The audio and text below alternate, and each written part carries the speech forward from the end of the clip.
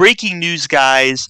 The GTA 6 trailer is going to release on Tuesday, December 5th at 9 a.m. EST time, 6 a.m. PST time, and 2 p.m. GMT time. So definitely make sure you mark this date and time on your calendar. Now, in this video, I want to touch on a little bit of what we likely can expect in this first GTA 6 trailer. So if you enjoy this video, please drop a like and consider subscribing. Let's get right into it. So to understand what we likely can expect in this first GTA 6 trailer, let's go back and look at some of the other first trailers for Rockstar Games titles. The GTA 5 trailer showcased scenes from around Los Santos and Blaine County, and the video was narrated by the main character, Michael DeSanta. Why did I move here? I guess it was the weather. There also were some scenes that seemed to feature Franklin, however he was not narrating.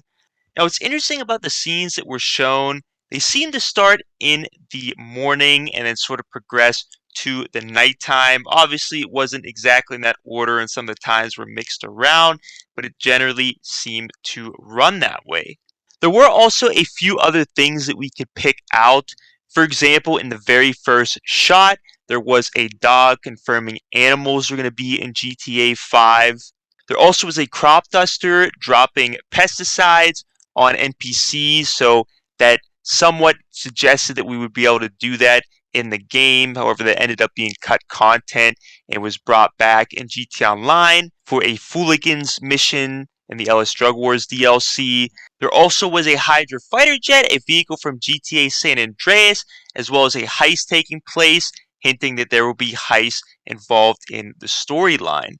So there were a few interesting things we could pick out from the trailer, but most of it was simply showcasing life around Los Santos and Blaine County. Similarly, if we look at the first trailer for Red Dead Redemption 2, we have scenes taken from around the world, starting more in the morning and then going throughout the day towards night. And part of the trailer is also narrated by Arthur Morgan, who is the main character of that game. Listen to me. When the time comes, you gotta run and don't look back. This is over. GTA 4 is no different, also showing scenes from around Liberty City, starting in the morning and progressing throughout the day. And the trailer is narrated by the main character, Nico Bellic. Life is complicated. I killed people, smuggled people, sold people. Perhaps here, things will be different.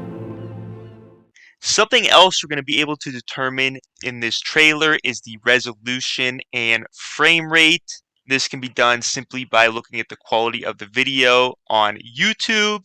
Now, we can pretty much all expect it's going to be in 4K, 60 frames per second at the least. I know I've heard some players concerned that they would downgrade the graphics and prioritize performance. I don't believe that's going to be the case. I definitely think they're going to find a way to balance those things out. We may even have something similar to what we have in GTA 5, as well as in GTA the Trilogy, the Definitive Edition, where you have different graphics modes, such as Fidelity, which usually has the best picture but a lower frame rate, Performance RT, which is sort of in the middle, and then Performance, which usually has the worst graphics, or the lesser graphics, I should say, out of the three, but has the best frame rate and overall performance when playing the game. And that's pretty much what I expect from this first trailer. We're pretty much 100% positive that it's going to take place in Vice City based off of the leaks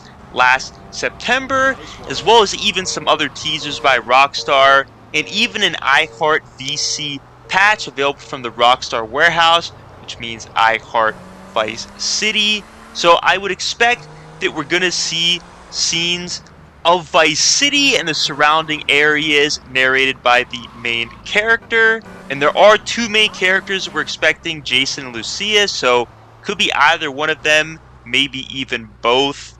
But of course, in the GTA 5 trailer, even though there's 3 protagonists, we only heard from 1.